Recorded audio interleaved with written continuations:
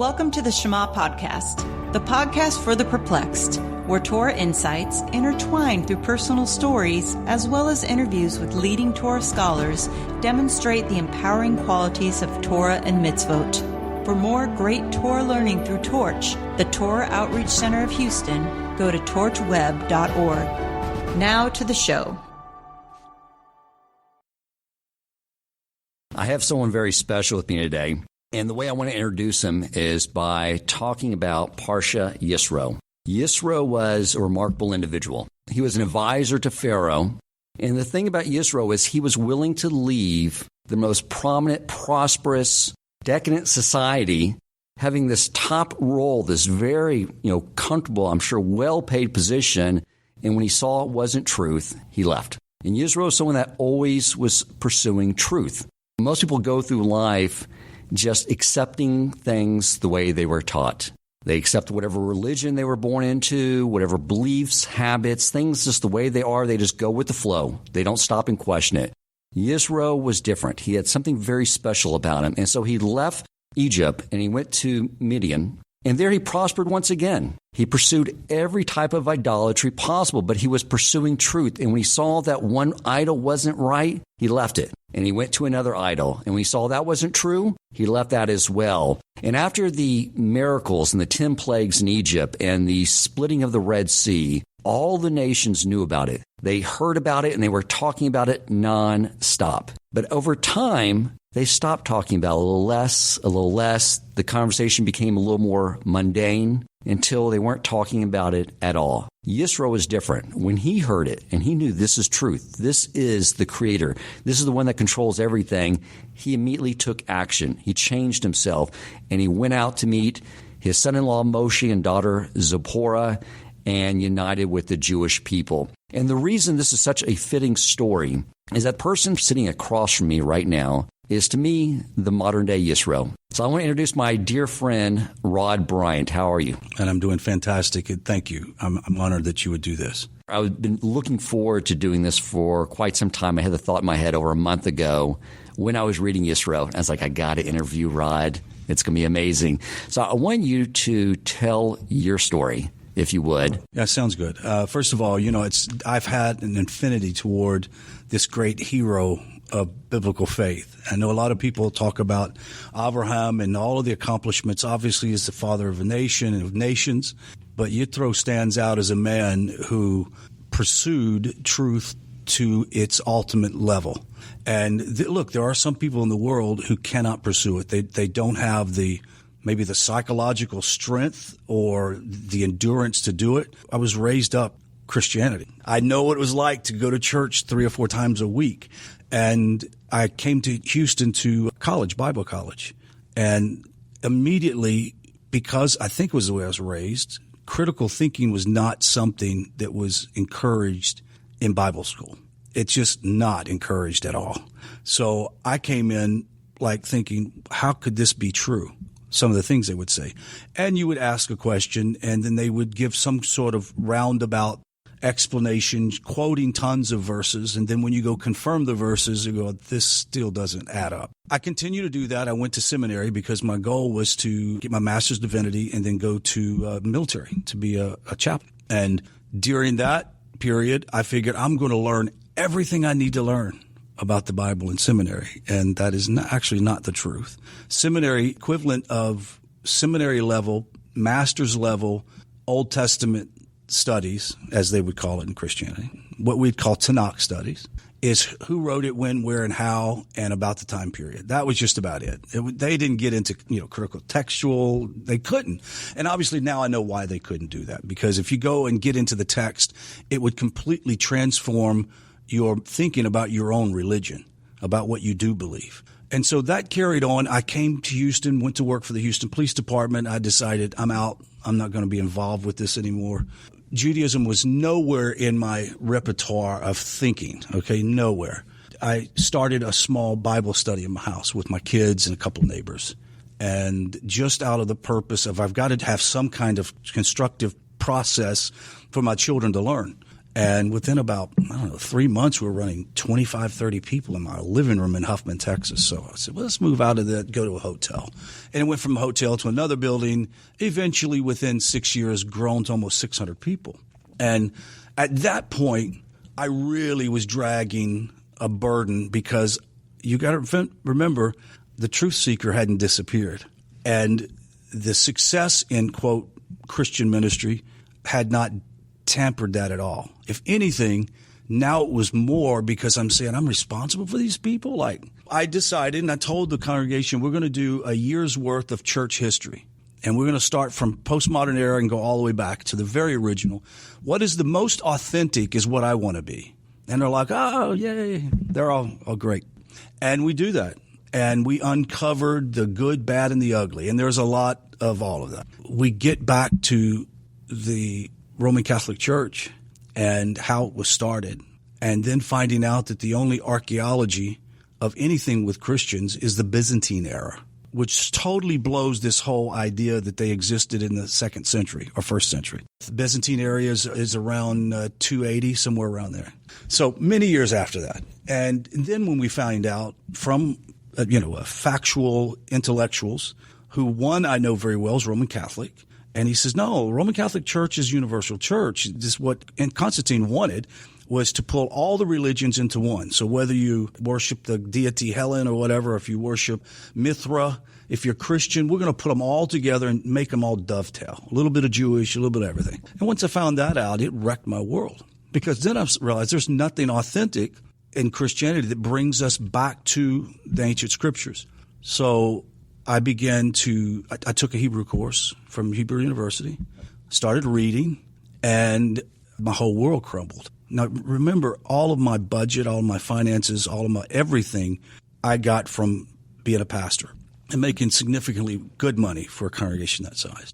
I was starting to see that to where the scales completely fell off my eyes. And I spent 2 weeks in Hawaii. And my son had a military operation or whatever, and so he said, hey, would you mind sitting the dog for me? He had a Sheltie. I said, great. I'm going to use that opportunity to take all of Rabbi Tovia Singer's material and disprove him. So this is what I decided to do, is to get all of Rabbi Tovia Singer's works and study him and prove him wrong. Because I was right at that point where I was ready to jump in the pool. It was like either he's completely right and I am completely wrong, or he's completely wrong and I'm completely right. You can't dovetail Christianity and Judaism together. They just don't work. So you've seen his videos before. Oh, yeah. I'd watched him plenty of videos before. And you were approaching it from critical thinking. He wasn't going to sell me because he sounded like a good apologetic argument. I wanted facts. Just give me the facts. That's what I want. And bottom line, Christianity depends on an individual's religious experience or emotional experience to validate their truth. Their truth is validated by their experience. Well, I felt good. I felt joy. I felt happy. All of these anecdotal evidence that their religion is right is not based on any facts. And so they are their own test audience, right? So when you talk about facts, most Christians will go, you'll show them something very factual. And they'll go, well, but I just know what JC did for me. How can I beat that? Can't do it. But it was Rabbi Singer's teaching. Spent 2 weeks. I went to the beach one time, spent the rest in the house, and reading this material, writing notes. Finally called 2 of my staff pastors and said, oh boy, we have some talking to do. It went downhill from there. I mean, downhill. It still took about, that was 2009, 8. So it took 8, 9, 10, 11, 12 before I left. So I've always wondered how the written Torah by itself doesn't make a lot of sense. You have to go to the oral Torah. And so the oral Torah is where everything that it fills in the blanks. It fills in the blanks, but it also discounts everything Christianity teaches. Absolutely. Yet they took the New Testament, they plugged it in to the quote-unquote Old Testament. Right. So how, when you were studying quote-unquote the Old Testament, how does a Christian even make sense of it? Well, they don't. What they end up doing is, because it doesn't make sense, they say this must be some mystical, allegorical thing that points us to JC. Just about everywhere. I mean, they see JC all through the Tanakh. And that's what they do, is they'll make something an allegory. And they don't say it didn't happen, but it becomes the reason why it's written was to point down the road to their religion. That's the whole concept. With that being said, people will believe something and told we shouldn't challenge it, because if we do, our faith is being challenged. Right. But see, in Judaism, our faith isn't our religion. Our faith is our relationship and connection to the Creator. We have a totally different definition of faith. Totally different definition of faith. The idea of just believing in God without evidence, to us, we're forbidden to do that. The Talmud says you're not allowed to do that. And it is Hashem himself who says, know that I'm God, not feel that I'm God, think that I'm God. That was the other thing, is slowly I began pulling back the covers and seeing that there is a completely different psychological, ethical, moral construct than Christianity had. Even though we have goodness and people in charity and all the plenty of fantastic Christians, I realized that here you have God not saying have faith in me, but know me. Because how can I have faith in something I don't know? Because faith in Judaism is not believing something you don't know, or believing something you don't agree with. But God forbid that we would ever believe something we don't believe or hasn't been proven to us, because we know how those arguments work. I've even told people that attend our community, we're not here to hear anybody's opinions about anything. We only want to know what Hashem and the sages of blessed memory say. That's what we're interested in. And see, that's the clarity that I never had as a Christian pastor. Never had that opportunity, because how do you go back and make that kind of a statement when you have commentators from every denomination saying that completely opposite thing from each other? You have the New Testament completely contradicts things that are found in the Tanakh. And when you see that their Bibles have somewhere around 40,000 different variances. 40,000. Could you imagine if we had 2 variances in the Torah, what that would cause a problem in? It'd be difficult. It'd be a huge problem. So this whole adventure, as I say, was a journey to not only completely knowing Hashem as he reveals himself, because that's another concept that's different. Christianity says I need to accept somebody to save me. In Judaism, it says I need to know God so I can know what to do to have salvation and to have life. And it's clearly God gives us a choice. Choose life or death. What do you want? And you get to choose it. And Hashem walks with us no matter what you choose. But my encouragement to somebody that's listening to this, whether you're Jewish and thinking about returning, or you're non-Jewish, because plenty of non-Jews listen to these podcasts, carefully consider the value of truth in your life. And when I have people say, all I want to know is to know the truth, I warn them, because truth comes with immense responsibility. You can't say that and then ignore what Hashem says. You can't say it without being a miserable person. And I've known people that have went from Christianity to agnostic or atheism because they were not ready to accept what the truth said. They would almost rather discount it all than to accept that. It's unfortunate. And I am very empathetic. Growing up a very secular Jew, discovering Torah was actually true at the age of 40. When I finally realized I had to acquiesce to the countless numbers of logical arguments for the truth of Torah, I was eating my breakfast, which was a plate of bacon, and I realized bacon goes. It's very challenging. So, right. But that's one of the reasons I wanted to start this podcast. It's really geared towards Baal Teshuvahs, B'nai Noachs, because I think now more than ever, people want to know the truth. Absolutely. And we're so close to the final redemption. We're so close. I'm so excited about it.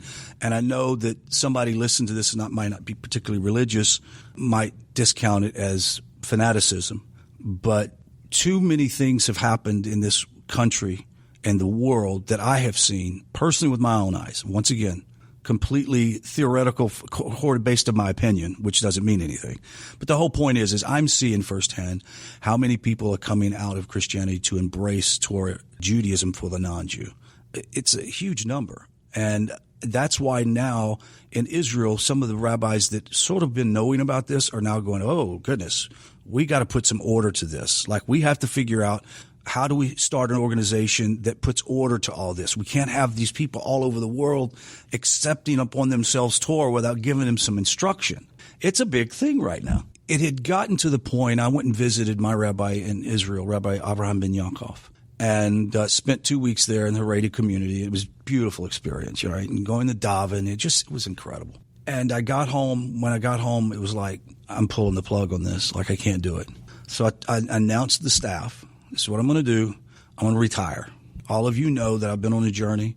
And by then, I'd already changed my eating habits, and my beard had been growing out for 4 years. And I realized, look, these people didn't sign up to see a pastor become an Orthodox Jew. It wasn't fair to them. I mean, honestly. And look, I look back on it, and I feel bad that it happened the way it did, because there were a lot of very good people who showed my wife and I tremendous amount of love and respect that we didn't even get an opportunity to make a final goodbye. It was that drastic. Okay, I'll explain to you. I call it the left foot of fellowship instead of the right hand of fellowship. So what happened? I decided to retire. Announced the pastors. I said, "Look, this is what's going to happen. You're going to take senior position as a pastor. You're going to take an admin pastor's position." But they were like, "Oh, we agree with it. It's a great idea. I think it's best for you." Yes. How big was the church? If you had that many, about 600. We had 13 staff members and 5 pastors. So it wasn't tiny. 54-acre campus in Kingwood off of North Park, and $6 million worth of assets and 1.5 in the bank. I was leaving them quite well. I go to the board, and we have a big dinner, wine together, and everybody on the board said, this is good for you. I think it's good. We agree with that. We'll get with you on your retirement package. I said, great. So the next morning, one of the other board members come up to me and said, "Hey, we were just talking after you left, and we decided you can go ahead and retire, and then we'll get with you later." I went, "No, that's not how it's going to work." And so I said, "No, I'm not going to do it." Then the vice president of the board took me out to lunch and said, "Look, go ahead and resign. I'll make sure it gets taken care of." I said, "So you're executive member of your own energy business, and let's say that you wanted to retire. And they said, go ahead and retire. We'll catch up with you later on." I said, "What would you do?" And he just stared straight. I said, "I didn't think so. It's not going to happen." So that upset him, because here he's got plenty of money, could probably buy me, plenty of money. And he ended up hiring a big-time attorney in Dallas, nonprofit attorney. And they brought him down, and he went through all the records trying to find something, maybe a misappropriation of funds or a slipped up buying stuff personal from my credit card. You name it. They tried everything. They spent about $10,000 on this. And finally they called me in. They sent me a final contract. I said, "It's great." I go into the board meeting, and basically they slid a piece of paper over and said, "Read this." And basically it said, according to this particular bylaw in the Constitution, bylaws and Constitution, you are now no longer the head of the board as the president of the board. Now, it was a loophole I didn't know was in there. So if they take me off as president, by default, I'm no longer the pastor. And so I said, "You guys can't do that. I mean, you realize how wrong this is?" And he goes, "No, you have to deal with it." I said, "Whatever happened to due process?" For example, they were supposed to send a letter out to 5 anonymous pastors who didn't have any relationship with me, to set on a council to judge whether they could do that. They bypassed the whole thing. I finally asked around the table, "So personally, what did I do to deserve this?" 2 of them were silent. One got up and walked out of the room. One guy says, "Well, you haven't updated the website lately." And so the other guy, who was a little peeved at me, the executive, said, "I want to know, what is the name of God of Abraham, Isaac, and Jacob?" And I said, "Well, I can't really say his name, but it's the sacred name of God, Yud Kei Vav Kei." And he slammed his hand down on the desk. He goes, "No, it's not. It's JC." And I just stood up, because I knew the fight's over, right? Yeah. There's no way getting past this. I got up, walked out. They locked the door behind me, called the deputy, and made sure I wouldn't come get my stuff. They kept my stuff in my office without being able to pick it up for a while. Then they put it on the curb. There were about maybe 5 people that were not part of the church that was coming to my Wednesday night Parsha study. And there were 3 or 4 people from the congregation that were in that. But by then I was already like a heretic. People had already figured that out. And we went to Homewood Suites and started a meeting there. Rabbi Greenbaum, I think, came in. Rabbi Abraham Yaakov came in like pretty soon after that to kind of give us encouragement. We had about 10. And the community has grown. We've moved into this building, and we'll average on high holy days, 75 or so. And we have online teaching. The people that are here would consider themselves, if this makes sense, a from Noahide. and meaning that they carry levels of integrity and holiness to a place that's not expected of them. They dress modestly. They, in all the cases, would never eat like seafood and shrimp and bacon. They just don't do it. Not because they feel obligated, because they want to be enjoined with their brothers in the Jewish world. You understand? They want to be part of the family. So when did you sort of understand this idea of B'nai Noach? When I left, I had no idea what a B'nai Noach was. Just if someone had said Noahide, I would have thought something you cover furniture with. I'm serious. So what's a Noahide? So I had the guy in Dallas called me and said, "Hey, I'm coming through Houston. Let's talk." He's from the Noahide community, and it was sort of a split off from Vendell Jones, one of the first big Noahide guys from 20 years ago. His wife still lives up in Waco area or West Texas. But Vendell was a very, I would call it a 20th century Noahide to the hilt. He helped to sort of get it started, but it never really went too well. But the story behind this guy, for example, when he was living in Israel during the 6-Day War, his color blindness was such a way that he could spot the enemy's camouflage. So he would tell them where the enemies looked. They'd fly on a plane, and he wasn't even in the military, right? He was a Noahide living in Israel, a Ger Toshav, I guess what you call him, in the land of Israel. But the last thing that I ever knew about him is they held a conference in Dallas back in 2010 or something like that. He said, "Hey, let me tell you about the Noahidism." I'm like, "Yeah, I don't want a thing. I'm tired of isms. I don't want an ism, right?" I just extricated myself from the worst experience of my life. It felt like I had been in a bad marriage so long that I was psychologically just beat down, and I just needed to be spiritually revived. So getting in another ism was not exciting. But my intention was to convert. So my intention was, as soon as I left, I'd already been in contact with Rob Wolbe and Rob Winder. So we'd already started this discussion. And so it's going to be a matter of moving downtown. Well, by the time 5 months went by, we were already holding 30, 35 people. I'm like, now what am I going to do? I'm going to abandon them to go downtown. And a lot of them was like, so you're going to move? How are we going to do class? They was almost feeling jaded because now I'm going to pack up and leave them. I didn't, obviously. I'm still here. But the community's grown, and I was not comfortable with being called a Noahide because I don't like titles. I don't know what it is. You understand? It's the same thing in the world of Judaism, Reform, Conservative, Orthodox, Neo-Orthodox. Right. I don't like any of those titles. I don't like them either. I like just a list of responsibilities. One has 613, one has 7 plus. And I wasn't comfortable with it. And I told Ray Patterson, is the guy from Noahide, that I really wasn't comfortable. And I'll talk to him about it later on. Still plan on converting. And I ended up getting a speaking engagement first at Rabbi Yacobian's Torah V'Chesed. And I was supposed to speak there about B'nai Noach and what did it mean. And so as I began to explain it to him, I'm thinking, wow, this is pretty big. Think about it. A guy who was a pastor 3 years ago is now speaking in a shul about the pious of the nations and the Jews' responsibility to be priest to the nations. I told everyone their responsibility, the Cohen are supposed to be your priest. Right. You are supposed to be my priest. That's huge. So it took me a few years to realize I felt my need to convert was simply because I wanted to punch the card. Just want to punch the card and say, I've done it. I've arrived. But what brought me through this is when I was speaking, I spoke at a shul in Queens. And so this guy wanted me to meet this very special chacham in the neighborhood, right? Everybody respects him. Older guy, visited, was very uncomfortable because I didn't know the guy. And he asked a few questions. What are you? I said, I'm a Noahide, I've accepted Sheva Mitzvot. And he said, that's really good. He says, what do you do? I told him about the center. And he stood up. I'm like, oh, okay, it's over. And he come around and give me a huge hug, but it was one of those hugs where you're off balance, and because I wasn't prepared for that. Right. And he pulled me in tight, and he held on for a long, uncomfortable time, like what's going on?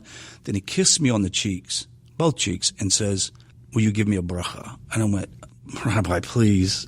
You understand? It's so humbling. I didn't even know how to explain it. So he said, no, you need to do this. As much for you as it is for me. Okay, so I do it. Then after he gives me a bracha. And he walks me to the porch, and I go to live, and he gives me another big hug, another big kiss. He says, are you familiar with Hashem planting divine sparks in the nations, and they're being gathered in the time of the nations? I said, yes, sir. He goes, you're one of those. He said, quit trying to be something other than what you are. And I didn't take his rejection. I took it as full acceptance from a very wise rabbi in New York, in Queens, to say, be comfortable with who you are. So people who are listening may not even know some of these terms, like what is B'nai Noach? First of all, the descendants of Noah is every human being. The Jewish people are our brothers, our elder brothers, and they were given the responsibility to be priests to the nations. I mentioned that already. Noah, when he came in, he had a son by the name of Shem. Shem took on the oral Torah that Noah knew, going all the way back to Adam. And it was Shem who was called Melchizedek, that lived in what is now known as the holy city of Jerusalem, and he was a king priest, Melchizedek. It is he that Abraham went to and studied to understand the full concepts of the laws that were passed down from Adam.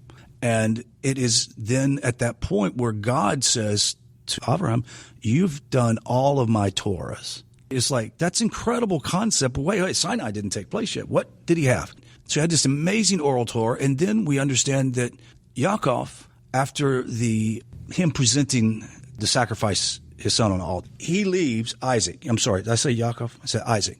Isaac goes and visits his stepbrother and stepmother, and then goes to Shem and spends a huge amount of time studying there as well. All of them, everybody lived by that divine code. And that common law is 7 laws that are found within the Torah. People that are considered by the normative Jewish world, there are 2 concepts that are floated out. One is that every human being is a B'nai Noach, and technically that's the truth. But what's happened in the postmodern era is those who leave paganism and separate themselves from shituf, that is, other types of practices that replace God. Once they leave that, to be called B'nai Noach is being called a goy to some, because I feel like, no, I'm not part of the nations anymore. I'm like Yitro. I'm like, yes, I'm from the nations, but I'm with the people of Israel. You understand the struggle they have in their mind. Yeah. But technically, every human being that lives has to follow the 7 laws that was given to Noah. And those 7 laws are connected, rooted, and probably, well, actually, I would say rooted in 613. Let me explain to you why. If I were to go and understand, for example, I've made this argument before with Rabbi, says, well, you only need to study the 7.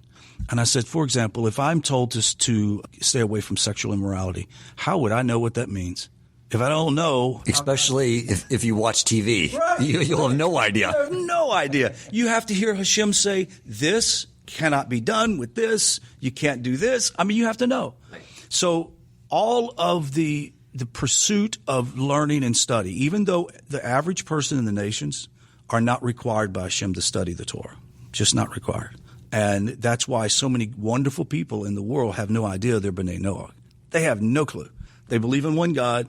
They don't practice sexual morality. They don't torture animals and take off their limbs and eat them. I mean, they're good people. And they're going to be so surprised when Mashiach comes and he's going to tell them who they are. It's going to shock some people. And also, look, for my Christian friends, no way am I condemning them for not knowing what I know. You're only going to be responsible for what you know. Exactly. There's an idea in Judaism that some Jews are considered like captive children. If a child is taken captive by a non-Jew and brought up in that environment, they're not judged as someone who knows. So we know many people today where they were like captive children. They don't know. And I would also say to the non-Jew who feels this spark to want to study Torah, they're probably captive child. They don't know, and they're struggling now. Well, I can't convert because I've got children, my wife, you just name it, and that's all right. Right. We have this idea of labels, and it makes us feel a sense of belonging. My wife she was not Jewish, And when we got married, and I was not religious, and when we got married, she forgot to include in the prospectus that she was a truth seeker. She was looking for spirituality and then starts asking me about Judaism. And she takes me to a basic Judaism class and ends up going through a conversion when I intentionally did not want to marry a Jew. Which is funny because you marry a woman who's not Jewish who brings you back home. Oh, totally. So, which is beautiful. However, what we learned as we progressed in our studies, we realized that what her conversion was actually to at that particular synagogue, where they taught that Torah wasn't actually true, they didn't teach about the 613 mitzvot, that what she actually converted to was a B'nai Noach.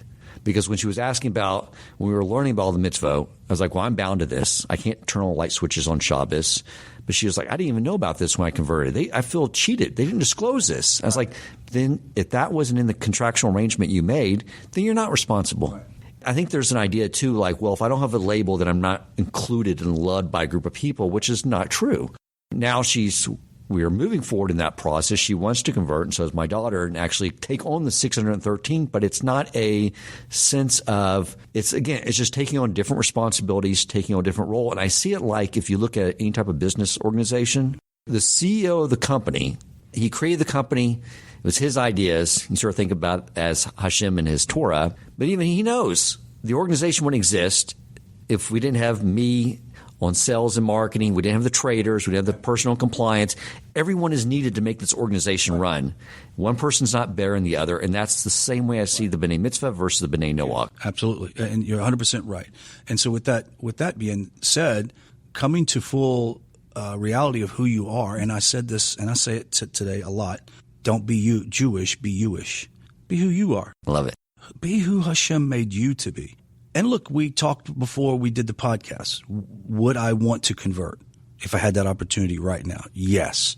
But at the same time, now I'm wondering if it was meant to be, Hashem would have already given me that opportunity. You see what I'm saying? And so there's that other part that says, well, I still have a responsibility to my service to Hashem and what I'm doing as a community. Nobody is doing this. Right. Nobody is doing what we're doing here. And this is with rabbinical oversight, rabbis teaching every other week here. So these people here have left Christianity. We have had 8 people, I think, convert. And we have 2 more in the chute right now, the B'nai Tshuva that have been connected with you guys. With all of that being said, we have this huge obligation. And I realize that Jews don't proselytize, but this is not – I hope that Jews don't confuse not proselytizing by not telling anybody the truth, because they need to know. They need to know. No, exactly. And talking to people about God and God being one and why He created us is not proselytizing. Right. I'm going to tell the audience what Rabbi Yacobian and the Beis Din would say. If you come cold to me, or especially them, and say, hey, I just left Christianity a year ago or 6 months ago, I don't want to convert. They'd go, well, why don't you go be a part of the Nativ for at least a year or 2, and we'll visit that again. Because most people are only doing it because they want a community. They want a community, and they're unhappy with the church. Matter of fact, at several times at the Sunday class around the corner here at that synagogue, I've had people come in and say they wanted to convert, and I've actually have pushed them, directed them over to you as well. My thing is, I don't want to make people Nativites or Noahites or Noahides. That's not my goal. My goal is put the information out there so that a person can make a logical, intellectual decision to know God and to also strip the shackles of false religion. I mean, it's such a burden. And especially now we have the Torah, and we have the great writings of the sages, and we have the 13 principles of faith, and you have Likutei Moharan, you have all these wonderful books of wisdom, and we're walking around broken because we just don't know. And that's why I think that redemption is going to be so sweet to so many people. There are going to be people who've struggled their entire life with the mess that their lives have created and not realizing it was right there in front of them the whole time. And we have a merciful God who, if they're not Jewish, or based on what they know, that they'll be judged. You know, there was Porkei Avot we studied not too long ago, and what I loved about it was, I can't remember which one it was, but the message was that no one knows exactly where they would have ended up. Like a great sage would never know where they would end up if they had been born into someone else's situation. Absolutely no idea. Right. So that's why even Moshe Rabbeinu said, I'm not worthy, because if someone else had been put in my situation they would have done way better than me. So you never know. You may see this pious rabbi who has lived a totally observant lifestyle, knows vast knowledge of Torah, perfect midot, and you may see someone that's might look like somewhat of a loser without a job and is very ignorant, but the path that person traveled may have been way greater. See, that is a philosophical, theological thing that other religions just don't have, that I know of, especially Christianity, have that built in, and where the Creator, a great rabbi, like you said, perfect in every way, who may experience some level of shame and soul correction because there were things that could have been very easy for him to do that he didn't do, as well as the guy who is the, quote, maybe ignorant guy, homeless guy. He has struggled so much with drug addiction, mental health problems, but yet he manages to give charity. That's huge. And Hashem gives him great credit for that. It's just amazing. Yeah, the Talmud talks about someone who was born as a thief his entire life. His father was a thief. He burrows into a home. He sees the money, but he sees someone's there and realizes that moment, if I'm going to get that money, this is probably the biggest heist of my life, I'm going to have to harm that person. That's his piece of free will, and he says no. So even though he goes back to thievery, that moment, that free will choice for him was huge. Like for us, we wouldn't. It's like no credit to me that I go to Hashem in the divine court and go, well, I never murdered anybody. You didn't have it in you. Right. You were never raised like that. It's like Rabbi R.A. Wolbe talks about. He doesn't get credit for never eating a bacon cheeseburger because he's never been exposed to it. So if you when you say that, what would I say to people that are listening that first are not Jewish, that are pursuing truth, and they're listening to your podcast, they're listening to all these podcasts? What is the most important thing for them to be doing right now? I would say, don't obsess about what you should do. Do what you're supposed to do now. Just perfect what you're supposed to do now. What Hashem has expected you to do. If you're non-Jew, the Sheva Mitzvot, obviously. Character development, developing your character. Working out the levels of charity that you give for the sake of your own community. And don't worry about, should I convert, should I not convert? Do I find a local Jewish community to accept me? When all those things are supposed to happen, they will happen at the right time. It just happened at the right time. Other than that, study Torah. Can you state your website and what you do here and the online teaching you do, so if someone wanted to find and search that out, they could? The website is netiv.net. It's netiv.net. We have a YouTube channel. It's called Netiv Online. It's just one word. All of our lectures are on that. The guest rabbis are there. What Netiv has started doing is teaching practical Torah values to the non-Jewish world. We avoid specific halakhic studies because they don't really apply.